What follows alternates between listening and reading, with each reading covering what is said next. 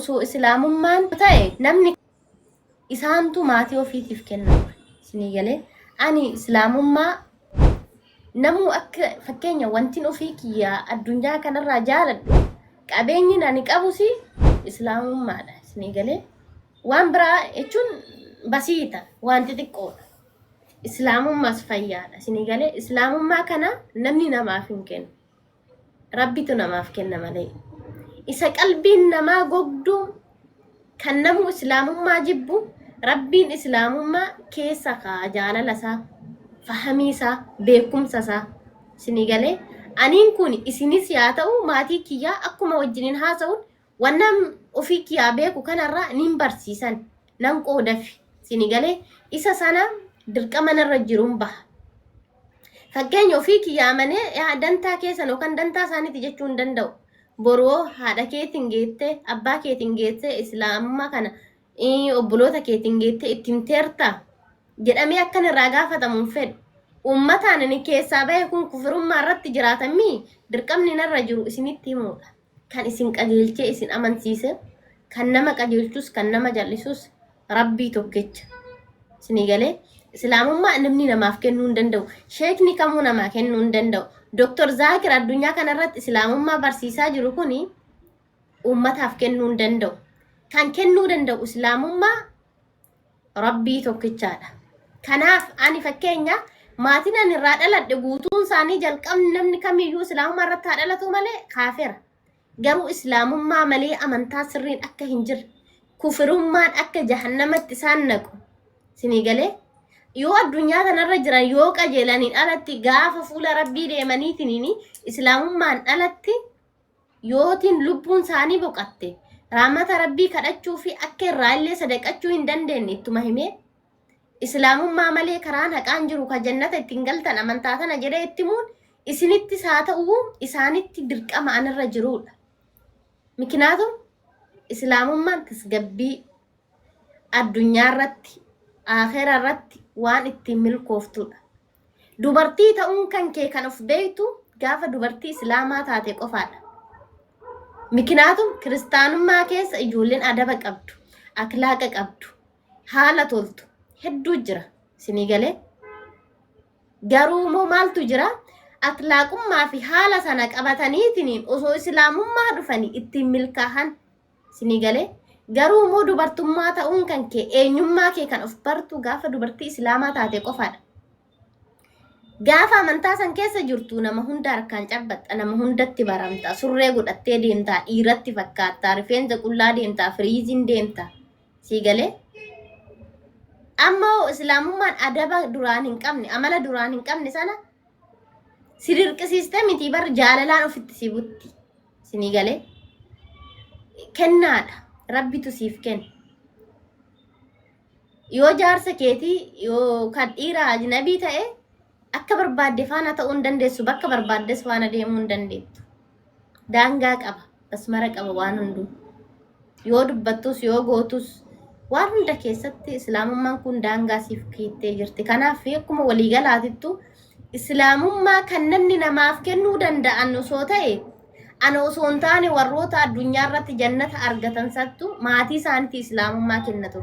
Osoo namni kan namaaf kennu ta'e, osoo ka qarshiin bitamu ta'e, wallaahi wa billaahi natu qarshiin bitee haadha tootiif kenna silaa ture. Garuu waan qarshiin bitamu miti. Waan bareedumaan deemu miti. Gurraachas ta'e diimaa, adiis ta'e shibaas yaa ta'u luka qabaatee qabaachuu baate harka qabaatee qabaachuu baate laa ilaaha illallah innaan obbolaadha. Sanirratti moo Rabbii fuulduratti tokkodha. Isa uffata moofaa uffatee fi isa bareedan abbaa qabeenyaa ta'e fuulan bareeduuf uffata bareedaa uffatu masgiida keessa gaafa seene isaan hunduu tokkumaadha. Sii galee imaanan garuu ilmi namaa wal caala. Allahu aalam isa kana Rabbiitu beeka. Garuu moo akka islaamummaatitti namni kamuyyuu erga laa ilaaha illallah jedhe tokkumaadha. Waan akkasiiti islaamummaa namni namaa kennuu hin danda'u. Mata duree keenyattis gaafa deebine moo Waaqayyoon sadii ta'uu hin danda'u. Waaqayyoon tokkodha. Tokkichummaa isaatti amanaadha. Akka Iyyasuus isinii hime sanitti amanaadha. Waaqayyo Iyyasuus sagadeef saniif sagadaadha. Waaqayyo Iyyasuus kadhate sana kadhadhaadha isiniin jenna. Hayyee kiyya. አቤት አልሐምዱሊላህ Hayyee.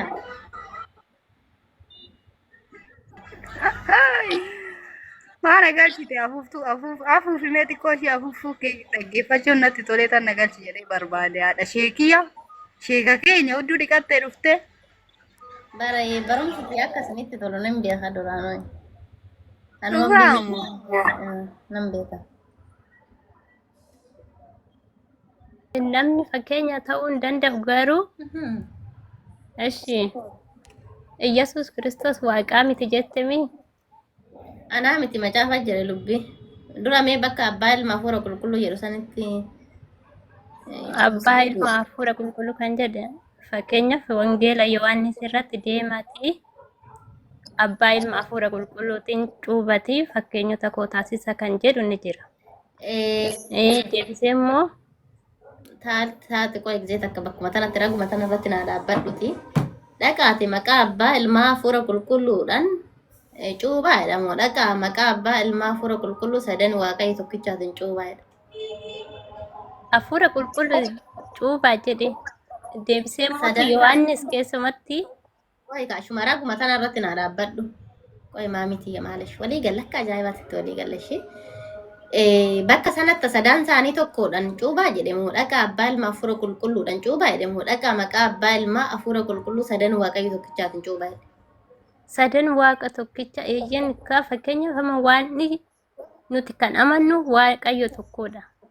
Fakkeenyaaf wangeela Yohaannis boqonnaa tokko irratti boqonnaa tokko jechuudha dhaggeeffadhu.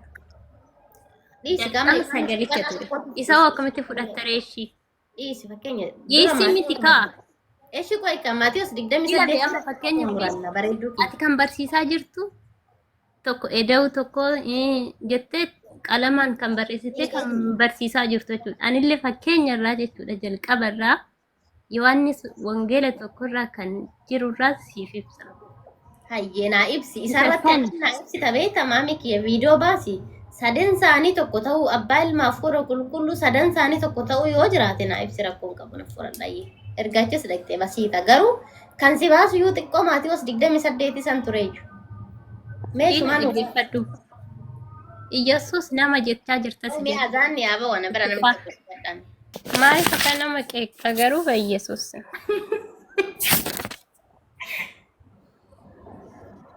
Ayyee sinkee kenna gara gaaffii deebii kennatti deebina wallaahi anillee beeltillee isaa. Ishi waa'ee gooftaa keenyatti irraa haasa'aa jirtaa miti ree? Waa'uma gooftaa keenyaa kanarraa Wanti nan irraa haasa'aa jiru bareedduu kiyyan fakkeenya abbaa ilmaa hafuura qulqulluu sadan isaanii tokkodha jennaan eenaan jettee tokko ta'uun isaa ragaan isaa maalidha? Maalirra dhaabbattee ragaan kee maalidha?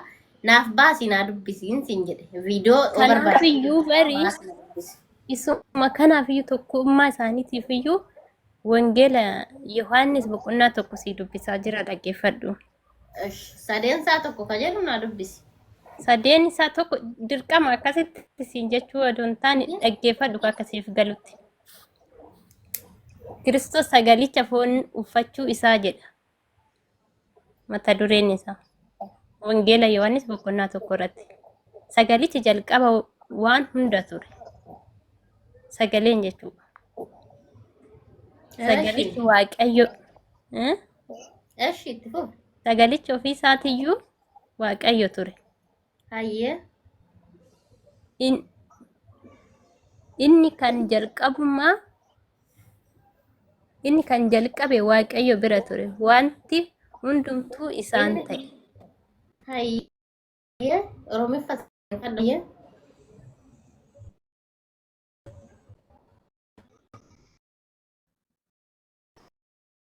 Ta'e hundi isa malee kan ta'e tokko illee hin jiru.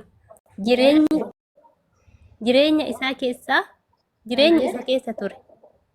Jireenyichis ifa namootaa ture. Ifichis dukkana keessaa ni ifa. Dukkanichi immoo isa bira gahuu hin danda'u.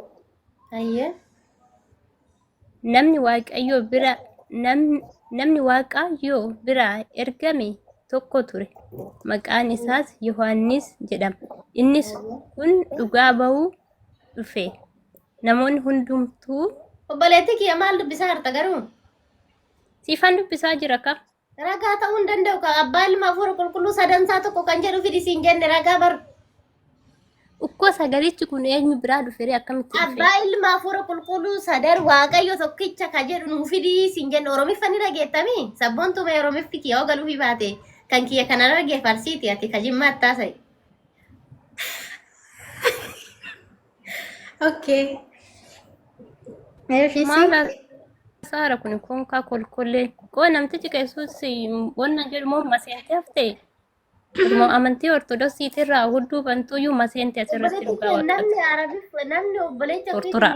Kanuma fayyadu amantaa ortodoksii. Mucayyoo afaan keetti ziiphii bitadhu amantaa kee barsiisi. Afaan hin badin ati shamara. Kolkolleewwan sinuun jirtan kanii wanna jirtan kan inni bantee kadhatu Isaan afaan nama arrabsita. Innaa lillaah.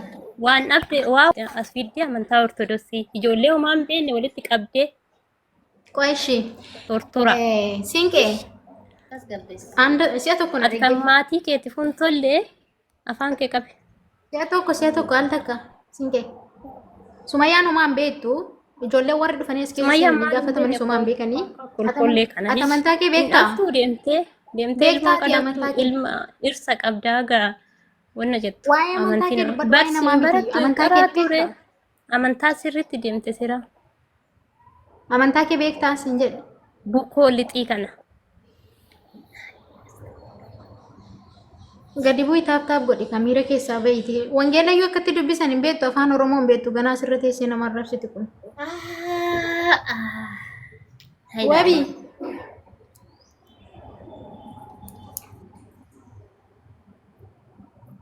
Wabii amboo muutii banadha. Oye, assalamu alaikum warahmatullahi wabarakatuh. Alaikum salaam warahmatullahi wabarakatuh. Waalaikum salaam warahmatullahi wabarakaatu. Nagaa jirtu sabboontuu shawaa hundumti keessan Wabii ati musliima moo? maa shakkite moo? Okay, habibti sorry. Kiristaana sisee. Hayyee maashaallah. Iddoo musliima taate. Profaayilii kee bicha sirreeffatu malee. Profaayilii Illee quraana barsiistan jenneet ma dhufne inshaallah. Rakkoo hin qabu. Mayyaa keessatti hin barbaada. Na dubbisi rakkoo hin qabu. Fooloo si deebise fooloo na godhi kan inshaallah. Deemi saasaan naa Rakkoo hin qabu barreessa. sa? Abshira. Tole. Hayyee sabboontu Wayye sume. mee maal jetta asirratti? Asirratti namoonni naamusa qaban kiristaanonni amantaa keessan dhugumatti persentii dhibbaan dhibbatti dhugumaan amantaa rabbi isinii kenne yookiin immoo amantaan keessan amantaa dhugaa amantaa ragaa qabu ta'uu isaa hubattanii itti amantanii jirtu yoo ta'e ol ba'anii kiristaanonni akka nu barsiiftan jaalalaan isin affeerraa. Namoonni immoo amantaa keessan irraa waan beekne akkasuma macaafa qulqulluu suuraa ittiin ka'u malee akkasuma immoo piroofaayilii godhachuu malee keessa isaa maaltu akka jiru bantanii hin dubbisne ol baatanii nama arrabsina. Asirratti kanaa saamu dhimma dhuunfaa miti wanti isin hubachuu qabdan caalumatti dhimmi nuti haasofnu dhimma amantiiti. Yoo ragaa qabdu ta'e macaafa qulqulluu keessan irraa wanti isin gaafannuuf ragaa guutuu jira yoo ta'e dubbachuu dandeessu. Hin jiru yoo ta'e immoo gajallaa taa'ati yeroo namni warri beekan deebisan akkasuma yeroo namoonni kaan gaafataman dhaggeeffadhaa gaafiif deebii ta'u. Waan beeknurraa isin barsiifna waan beektan irraa nu barsiisaa. Asirratti nama arrabsuun miira keessa galuun hin barbaachisu. Miira keessa nama galchuufis miti wanti gaafannuufi isinis immoo waan beektan irraa nu barsiistu jenneeti malee akkasiin miira keessa galtan hin barbaannu. Arraban dheeratinaa. Arrabni faayidaa tokko hin qabu obboloota keenya. Jibba yoo uume malee jaalala hin uumu. Tokko immoo wanti isin akkasittiin arraba dhedheerattanii akkasittiin wantoota garaagaraa dubbattanii fi sababii sumayyaa jaallattanii fi arrabatti daddarbaa jirtu. Namni tokko fakkeenyaaf waan jibbe tokko maqaa waamuu mitiiti karaa inni darbeerra iyyuu hin darbu waan tokko jibbaniiru taanaan fakkeenyaaf nama tokko nan jibba yoo ta'e karaa inni darbeerra hin darbu maqaa isaa waamuu iyyuu miti jechuudha. Gin sababni isin yeroo baay'ee viidiyoo hojjettanii yeroo baay'ee as gastii irra gaafa dhuftan akkasuma kallattii garaagaraatiin deemtanii maqaa ishee faarsitanii waan malee lubbuu keessan keessaa fuutanii jaallattaniif. Kanaaf iyyuu otoo isin danda'ame karaa keessanitti gara keessanitti deebisuu kan dandeessan immoo yoo jaalalaan itti sittanii amantaan keessan dhugaa ta'uu isaa yoo hubachiiftanii dhugaa jiru hubattee deebiti yoo dhuguma dhugaan achi keessa jiraate. Yoo immoo dhugaanumtuu kan jiru ta'e amantaanumti keessan iyyuu dhugaa ta'e dhiibbadhaan deemtu ta'e arrabaan deemtu ta'e amantichumtuu too dhugaa ta'e arrabni keessa sumayyaan deebisu sinii galee.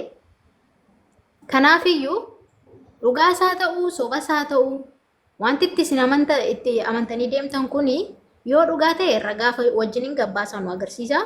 Ragaan qabda yoo ta'e immoo kottaa baradhaa taa'ati. Arraban dheeratinaa wallaahi baay'ee isinirraa fokkisa. Keessuma shamara taatanii asirratti teessanii gaafa nama arrabsitanii kuni beekumsa illee hin ibsu. Beekumsas miti. Ishiinis shamara waan beekturraa isin barsiifti. Isinis warri gaafatamtan shamaradha. Akkasuma dhiira soo taatan waan beektan irraa barsiisaa waan hin beekne immoo kun ustaazonni keenya illee jiru obboleettiin keenyas waan beekturraa isin barsiisti. Akka nama tokkootti yoo amantaan keenya illee tokko ta'uu baate oromummaa sabummaa walitti qabna wal kabajuun aadaa oromooti waa baradhaa safuu baradhaa buluuta keenya wallaahi hin fokkisa. A'uuzu billah. Kanaaf iyyuu namoonni gaafachuuf gaafatamuuf fedha qabdan ol koottaati waan isin gaafanne nu deebisa gaafii keenya immoo qeebaluu hin dandeessa yoo ta'e gajjallaa taa'ati. Dhaggeeffadhaa yoo barbaadan immoo keessaa ba'a isinitti hin tolu yoo ta'e. Namoonni gaafachuuf gaafatamuu fedha qabdan ol koottaa. Lakkoofsa 7 barreeffadhaa kiristaanonni. Akkas inshaallah isiniitu murteerti kinu. Sabboon tunu ijoollee asirra jirtu gaafadhu salaateen nufa ishee. Ashi sumee rabbi sirraa qeebala. Salaadhu godhu. Yuuzar banadhume ati banattee jirta maayikii. Kiristaana moo musliimaati dubbadhu?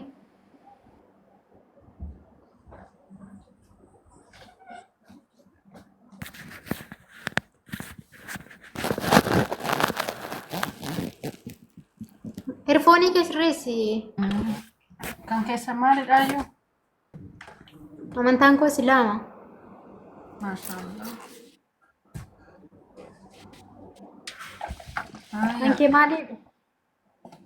Maal faatu asitti tajaajilama? Hundumtuu yaadama as keessatti dhufe. Barumsi jira? Akka ajaa'ibaatti jira. Sa'a meeqa hanga meeqa? Sa'aatii 24 barbaaddee numa jira. Amma sagantaa maalirra jirtu? Sagantaa gaafiif deebirra jirra amma. Barumsi sa'a meeqarraa eegalare? Kanumatti fufee jira barnoonni amma gaafiif deebirra jirra. Gaafiif deebitti aanee barsiisa. Amma fa'oo barbaaddes barachuu barbaannan itti fufa barnoonni rakkoo hin qabu. Bareeda taa'ee sin dhaggeeffadha. Gaafatamuu fedhan qabdu? Na gaafachuu dandeessu. Mee maal gaafata? Amantaan kee maalidha? Amantaan kee Ortodoks Tawaahidoo amantaa ishee sirrii. Ortodoksii? Tawaahidoo. Ortodoksii Tawaahidoon amantaadha? Maal dhare? Maali dhare? Maalirra jira Ortodoksii Tawaahidoon amantaadha kan jedhu wangeela maalirra jira? Ati maalirra jirta? TikTok irraan jira. Bakka hundaa jira. TikTok irra jira. Lallabamaa. Imorraanis lallabamaa. Asabirraanis lallabamaa. Mana amantaa Ortodoks Tawaahidoo Beete Kiristaanattis lallabamaa. Bakka hundaa jira wangeelli. Bakka itti lallabamu siin hin jenne Ortodoksii Tawaahidoon amantaadha jedhee kan caafame kitaaba maalirra jiraan siin jedhe. Musliima jedhee kan caafame matsaafa maatirra jira. Matsaafa maalirra jira iyyee? Matsaafa maalirra jira re? Kan kee maalirra jira musliima jedhee kan caafame? Musliima amantaa kan jedhu hin jiru musliimni amantaa miti. Maqaa dhaare? Musliimni amantaa musliima hin jiru. Maaltu jira ree? Islaama jira malee musliimni amantaa miti. Haa garaagarummaa qabaa. Islaama kan jedhu sun eessatti barreeffameera? Quraanarra jira. Quraana ati afaan Oromooti moo Arabiffaan dubbista? Lachuu. Quraanni afaan Oromootiin hin jiraa? Afaan Oromootiin quraanni hin jiru. Hiikaa quraanaatu jira afaan Oromootiin. Quraanni afaan Arabaatiin jira. Inni suni kan hiika. Naam.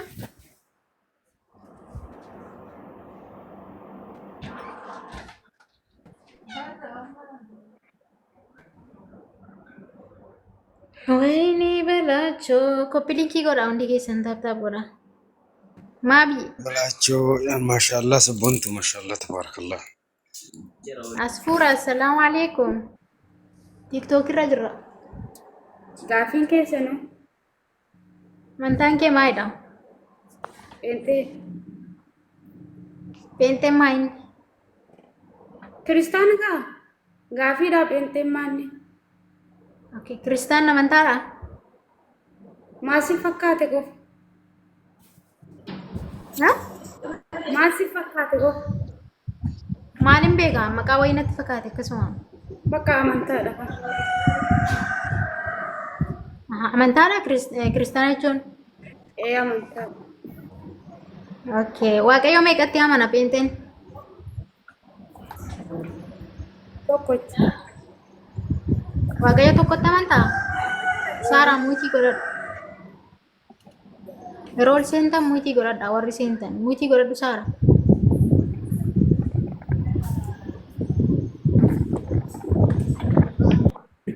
Manni kun dhagawaadde.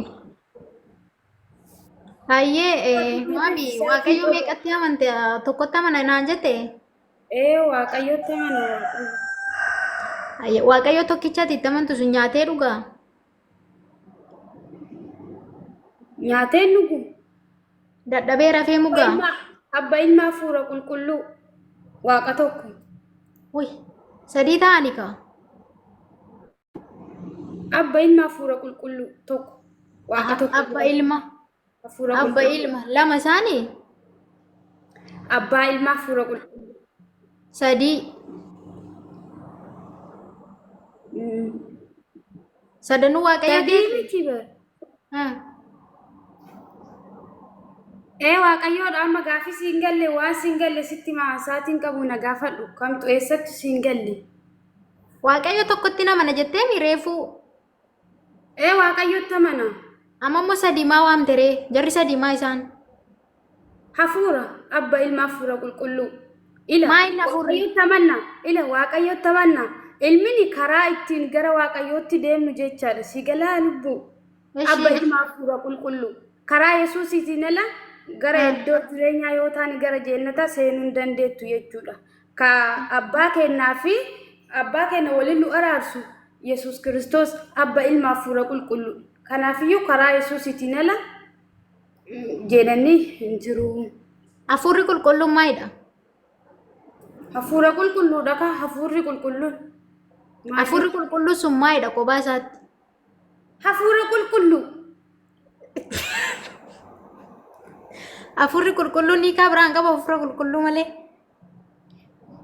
hafuura qulqulluudha maal afaan biraatiin sitti maa afaan oromoo hasaarra miti lubbu Okay, ilmi maalidha?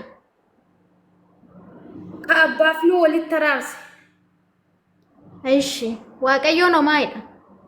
waaqayyo abbaa isa tokkicha ilma isaa biyya lafaaf dabarsee kenne Okay, jarri sadii maalidha isaan? waaqadha Sadan Waaqa? eeyyee Waaqa sadii waaqessita kaa? abba ilma hafuura qulqulluu tokko abbaan ilma keessa ilmis abbaa Ishi keessa gobazii. Waaqa abbaadha. Ishi abbaa ilma hafuura qulqulluu sadiitu tokko jedhee wangeela keerra ni jira? hin jira Miira gaabaas. ani wangeela qabeen jiru garuu amma sitti himuu danda'a sirraa gad Dhiigaan dubbifachuu baasaa tiksii natti siin baasaa tiksii isaa natti.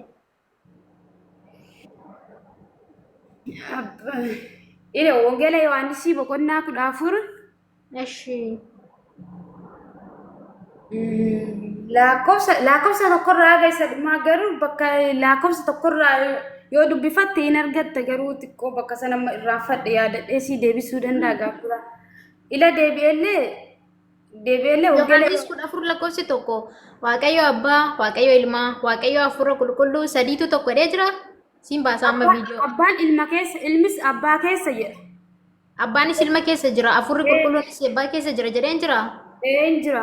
Gadi anamma hin dagadhe bakka saniif na bira waan hin jirreef malee. aha amma dubbachuu hin dandeessu yaadattu tiksiisa Hin yaadadha achirraa gad dubbis achi boqonnaan achi akka ta'e lakkoofsa tokkorraa akka gad dubbisanii beeka lakkoofsa bakka san tiksiin bakka san jiru san dagadhe malee hin jiraayi. okay yohannis meeqa 14 si dubbisu Gaduma dubbis calli jedhitu. achuma deemurraan gadeesuma tokko kaasee Boqonnaa tokkorraa kunoo ka wanni boqonnaa 14 lakkoofsa tokkorraa Yesuus itti fufee bartoota isaatiin akkana jedhe ka jedhu sanirraa gad dubbis. hayyee esh akkasi esh nan dubbisa dhaggeeffadhu Yesuus itti fufee bartoota isaatiin garaan keessan hin raafamin waaqayyotti amanaa anattis amanaa mana abbaa koo keessaa iddoon jireenyaa baay'eetu jira otoo inni hin jiru ta'ee isinitti nan hima ture iddoon jiru sana isiniif qopheessuudhaaf nan adeema lakkoofsa 3 yommuun dhaqee iddoo sana isiniif qopheessus iddoodhuma ani jiraadhu isinis akka jiraattaniif deebi'ee dhufeetan gara ofii kootiitti isin fudhadha itti fufumoongaa Gaduma dubbis an bakka sani yaadadhu yoo gaaffitteen argachuu dandeette. eshi oish afur lafa ani dhaqu karicha achi geessus hin beektu jedhe toomaas immoo yaa gooftaa eessa akka ati dhaqxu hin beeknu karichi immoo attamitti beekuu dandeenyaa jedheen yesuus deebisee karichi dhugaan jireenyis anaan yoo ta'e malee eenyu iyyuu gara abbaa hin dhufu torba ana beektanii too jiraattanii abbaa koos hin beektu turtan ammaa jalqabdanii isa hin beektu isa hin argitus jedheen singaure hin jiru ka waaqa abbaa Gad dubbisiin argatta amma biraan baateetta dubbis. eeshi 8 Filiipiyoos immoo yaa gooftaa abbaa nu agarsiisi kanaa achi nu gaattiin jedhe 9 Yesuus deebisee utuma ani yeroo dheeraa amma na ga'u si wajjin jiraadhu iyyuu ana hin beekne Filiipiyoos namni ana arge abbaa arge attamitti abbaa nu agarsiisi jettaree 10 ani abbaa keessa abbaanis ana keessa Yes, argatta.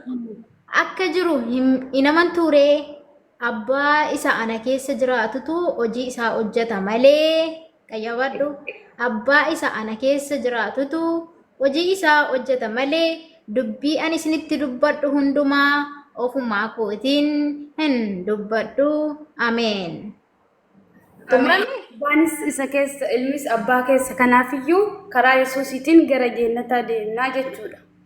okay yesuus homaa gochuu hin danda'u amma abbaatu dubbata malee yesuus homaa hin dubbadhu ofii kootii waa tokkollee hin dubbadhu jechaa jira yesuus abbaatu dubbata malee Tokkodha abba ilma fuura qulqulluu fedha abbaa ofii raawwata Yesuus Kiristoos fedha abbaa okay inni kun haa taa'uti ish amma waa'ee tokkummaa isaas hin gaafanne amma ati waaqayyo abbaa waaqayyo ilmaa waaqayyo hafuura qulqulluu sadiitu tokko kan jedhu sana kitaaba irraa naaf fidi hin jiru as keessa waan ta'eef Amma hin arganne abbaanis na keessa anis abbaa keessa ka jedhu hin arganne ammatti. isa wal keessaa sin gaafanne sadiitu tokko kan jette sana waaqayyo abbaa jedhee waaqayyo ilmaa jedhee waaqayyo hafuura qulqulluu jedhee sadiitu tokko jedhee akka tamma reefuu natti himte kanatti eessatti caafamee jira gadi baasii nutti himi Ila lubbu ila ammallee wangeela Yohaannisii wangeelli na bira hin jiru garuu wangeela Yohaannisii boqonnaa tokko lakkoofsa tokkorra akkana jedha ila waan hundumaa dura sagaleetu turre jedha sagaleen sun Yesuus jechuus abdiif samii osoo uumamin hin durayyuu sagaleetu ture jedha. lubbiyye waa'ee sagalee si gaafachaa hin jiru sagaleetti deebinaa Sagaleen sun hafuura kaa sagaleen sun sagalee dhiis hafuura sin gaafanne sagalee sin gaafanne waaqayyo abbaa waaqayyo ilmaa waaqayyo hafuura qulqulluu sadiitu tokko isa jedhu sana naa kennii sin jedhe kunnoon argattee lubbu maal taate abbaanis Hin argine hin jiru. anis abbaa keessa hin jenneere. hin jiru meerrereesha abbaanis anis wal keessa kan jedhe hafuurri qulqulluun eessa dhaqireen du'e Injiru kaas keessa. Akkasin jedhin kan jedhamu wal barsiisaa Injiru irratti kaa. anifati qaama barateemi nama barate anifati wal barsiisaa irra akkasin jedhamu hin Eeyyee jedhin. maabii dhaggeeffadhu. Ani abbaan na keessaanis abbaa keessa edda jedhe Yesuus. Meerre afurri qulqulluun immoo as keessa waa'ee afura qulqulluu tasuma hin dubbatamne kaa. Ati immoo kan jette reefu abbaa ilma afura qulqulluu sadanuu tokko naan jette. Asitti immoo abbaan na keessaa anis abbaa keessa kan jedhe Yesuus afura qulqulluun bira hin jiru. Afurri qulqulluun eessa dhaqe? Firii afura qulqulluu jedhaa barreessaa warri jallaa hin jiru. Hafuurri qulqulluun ati jechuun hafuurri qulqulluu isuma keessa hafuurri qulqulluu illee. Hin dubbanne ka afuruma qulqulluu jedhee hin dubbanne as keessa hin jiru. Waan nama dubbifne keessa abbaan na keessa an abbaa keessa dhe Yesuus malee afura qulqulluu sirumayyuu waan atamma reefu dubbatte kana as keessatti hin dubbanne. Yoo ta'e iyyuu abbaan na keessa an abbaa keessa Yesuus kan jedhe sana yoo isa kan ragaa fidattu yoo ta'e afurri qulqulluun immoo bira hin jiru. Ati akkatitti hubatte akka hubannaa keetitti. Maaliin hubadhe kitaaba keedha waliin dubbifnee kaanee mi reefu yoo barbaadde viidiyoo sii baasa. Kitaaba keen dubbisee ka'e bara. Jira. Isuma keessa bakka jechi isuma keessa jechatu siin galle malee. Abbaa ilma hafuura qulqulluu tokko erga ta'anii abbaa fi ilmi tokko erga ta'anii hafuurri qulqulluu illee isaanuma keessa tokko. Maqaan waan egaa obboleetti afurri qulqulluu jedhee hin dubbanne eessaa fiddee wal keessa galchite ati. Moo mul'ata argaa jirta? Maal jechuu barbaaddere? Injiru afurri qulqulluun hin barroofne eessaa fiddere ati. Hin dubbatu macaafni qulqulluun kee asirra waa'ee afurri qulqulluun dubbataa hin jiru. Yesuusitu abbaan na keessaa anis abbaa keessaa jedhe. Kanaafuu afurri qulqulluun immoo hin dubbatamne illee hin barroofne illee hin jiru illee asirraa eessaa fidde ati immoo. Akkaataa hubannaa keetiitti malee hin jira hubadhu achumatti. Ishi ani dogoggora nu hubadhe ati immoo yeroo dubbisu dhageessee waa'ee afurra qulqulluu dubbatamee jira as keessa yoo nan dogoggora hubadhe tarii. Akkaataa hubannaa keetiiti hubannaa keeti malee ati jecha hin dogongorre abbaa ilma abbaa fi ilmi bakka tokko ta'anii natti agarsiis jetteemi wal keessa ta'uu isaanii na agarsiis jette sitti meemitiire. Ishi obboleetti rakkoon hin jiru abshir siin jijjiira yoo jabaataadha ta'e an kasi gaafadhe waaqayyoo meeqatti amanta jennaan waaqayyo abbaa ilma afura qulqulluu sadan tokkotti nama naanaan jette. Ishi ragaan kee maalidha jennaani Yohaannis 14 fidate tokko kaasi gabbuu dubbisi jette okee jedhee sii dubbise. Ani garuu amma kana dubbisuun ture garuu sababii miskiina taateef sii dubbise sii galee kitaaba hundaa okee sii dubbifne Yesuus Kiristoos an abbaa keessaa abbaan na keessaa jedhe dubbateera as keessatti. Afurri qulqulluun eessa dhaqee? Illee wal barsiisa. Eessa dhaqee afurri qulqulluun?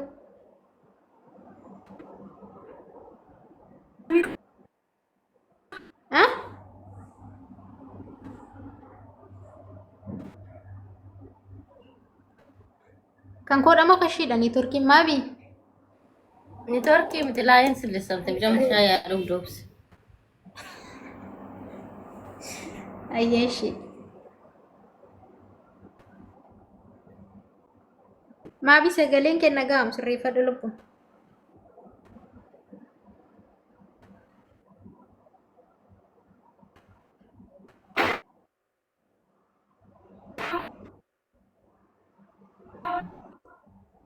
Ya Rabbi ko gargaari. Dubbii bishaan dhugi. Maaliif dhugdi bishaan? Sumayyaa jirtaayyuu. Wanti tasaa jira naa miti. Sumayyaa deebifee garsiisuudhaa turesisu. Koen dubbatta yuuzerraal takka maabii naa xumurtu. Maayikii kee sirreeffadhu lubbu sagaleen kee hin jiru.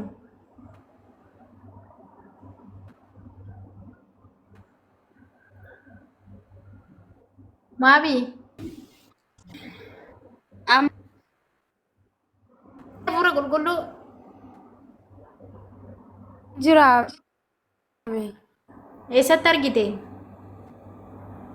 Bakkiitti meesanii bira ilmaaf.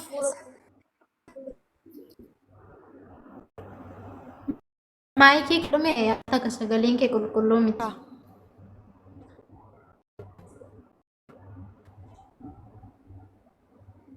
Ammallee moo? Amma deebiteerta. Argite afura qulqulluu?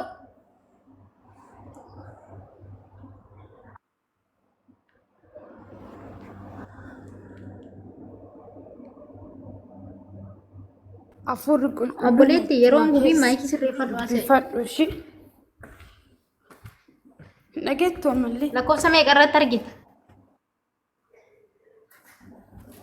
Tokkuma achuma keessa waluma keessa abba ilma afuura qulqulluu tokko. Lakkoofsa meeqa irraa sii dubbisu kan hanga ammaa dubbifne keessa hin jiru. Meeqa irraa sii dubbisu?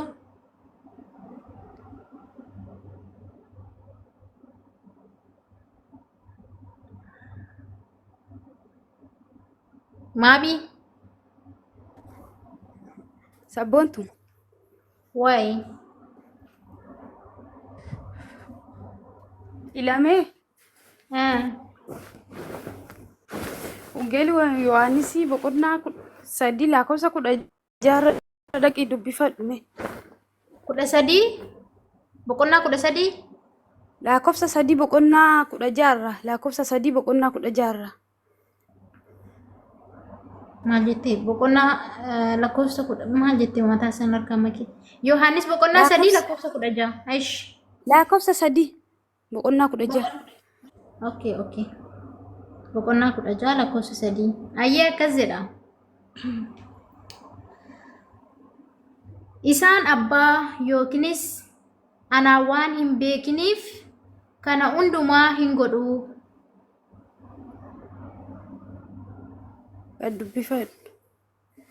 dubbisee nagaa maami isaan abbaa yookiinis ana waan hin beekneef kana hundumaa hin godhu jedha Naam.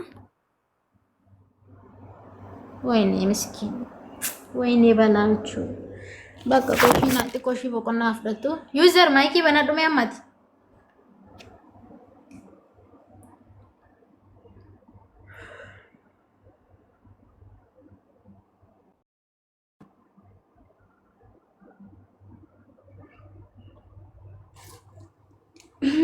والله إلا لا باجت تفكر ما يا يوم أنا تمنى شيء نبنت تبر اوكي سيادة بيفتو كاسي ولي ناسوت يوزر رازي سمية فانا أنا فاتي والكيس وجر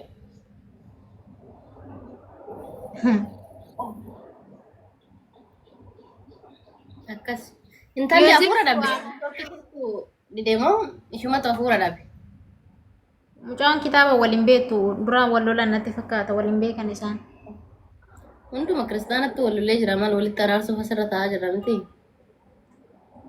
wallahi jarri wal lolanii jiru dubbisette mee boqonnaa 16 lakkoofsa 3 ishiin jette sirma waa'ee hafuuraayyuu waa'ee maaliyyuu laallatu lakkoofsa 3 isaan abbaa yookiinis ana waan hin beekneef kana hundumaa hin godhu mee maaltu jira as keessa jiru manneerra bara manneerra Isin amma waan keessa waan takkitti osoo isin gaafatanii keessan hubattanii jirtan ofii kama namaa akka waan jecha gabaabaa wayii fudhattanii deemtan osoo hubatiin gadi fageenyaan jecha gabaabaan fudhatinaa ishee hubadha.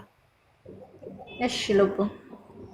Jabaadha. Waaqayyo hubannaaf ogummaa isin haa kennu maal goonare kana caala. Jabaadhu maamii abshiraaf. Mutii godhadhu bakka dhaggeeffadhu. Taaraatti kun fayyaa sigal bareedu mutii godhadhu meeshaa xumurreera si fe'a. Saara nagaan siif haa ta'u.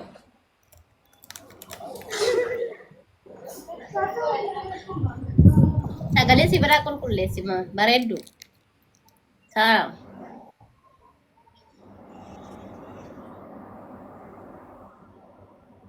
Xiyyaara.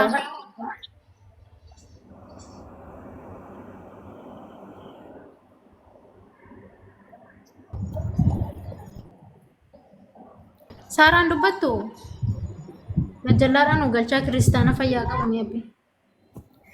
Manni akkasii.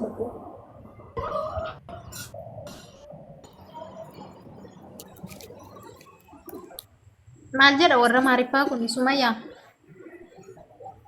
Oromoo fara gennan was jala dhufte maalan beekaa waan jedhu. Lolatu la jala noo jedha. Hayya akkami qarshii jirtaa? Fayyaadha. Sabri ka xiqqoo afurra fudhadhu ka maal barcumarran teessu dura kirsirra taa'e. An jira koo gaafa natti ta'e kanaafu. Akkasuma gaafii namatti ta'annoo suutuma jedhe malee. Ayyee amantaan kee maali? Kiristaana moo Ortodoksiidha? An Ortodoksii. Kiristaana. ኦርቶዶክስ ክርስቲያን ኦርቶዶክስ ልዩነት አለው እንዳንድ እኮ ነው። ጴንጤሞ ኦርቶዶክሲ ኦርቶዶክስ እሺ ኦርቶዶክሲ ዋቀም የቀተማን ቶኮ ቶኪቺ ሱን ይሰካም waaqayyo keenya fayyisaa keenya sakami waaqayyoon keessan fayyisaan keessan Maalli dhukkubsattan isa? maal jechuudha isa kamiin kan uume ka sineenyu isa kan si uume ayyee isa kamidha waaqayyoon fayyisaan keessan tokkichi keessan sun isa kamii sin jedhe waaqayyo keenya tokkumadha የድንግል ማርያም ልጅ ኢየሱስ ክርስቶስ ድንግል ማርያም ራን ደለተስ ዋቀማ ኡጋይ ኑፍ ወቀደ ሲቱ ጀዴ ሞሰታኒ ዋቀ እንጅሩ ዋን ሰመለ እንጅሩ line in isa to finjede mo situ tinjede ማለት ነው ሰተፍንጀደ innani waaqa ofin jedhe moo situ yesus waaqa ani dingil maariyaam irraa dhalate sun jedheen kan dhalate isa bichaadha yesus qofa dhalate kanaafuu inni dhalate sun waaqa dhalateere eessatti akkana jedha ሉቃስ 1 haye luqaas 1 ስንት ቁጥር ሉቃስ ምዕራፍ 1 ስንት ቁጥር ከቁጥር 1 ጀምረሽ ሙሉን አንብቢ ኧረ ምን ሆንሻል ጤነኛ ነሽ እንዴ Sheem no. Bari sabboontu maaltu sheemii natti taasite fakkaate. Achi wandi ligintu wal jaallash jedhee Gabri'eel itti hime. Dubartoonni Ortodoksii dammoo Egzaabeerin wal jaallash jedhanii itti himani. Kan Gabri'eel abassare san fudhannamoo. Kana daa'imman Ortodoksii jettu gara rakkoodha. Mee Luqaasii takka dubbisiif maal jette gaa? isayyuu tokko ka'e hunda isaa dubbisinaan jetti bar maal haadha ka walaloo leessama walaloo noo dheerateen bokkataa bar Keessin isaaniitu guutuu dubbisee hin beeku. Miti. maqaa isaatiin itoon dubbisee torbee tokkotti uffitu nu baay'eedha yoon akkasi garramu gudiidha kun Ayyeera gaa fidadhu bareeddu. ragaa lakkoofsa meeqarra si dubbisu Luqaas tokko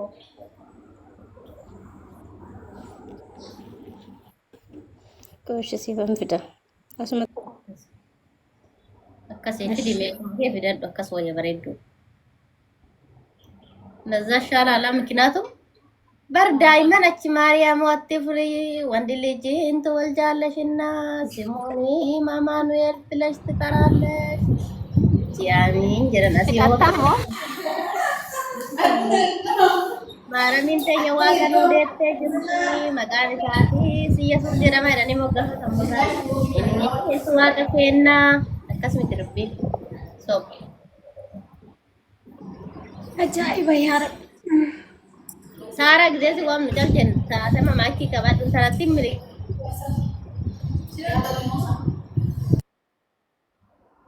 እሺ ክርስቲያና ብርሃኑ ገልጫ አቤ ክርስቲያን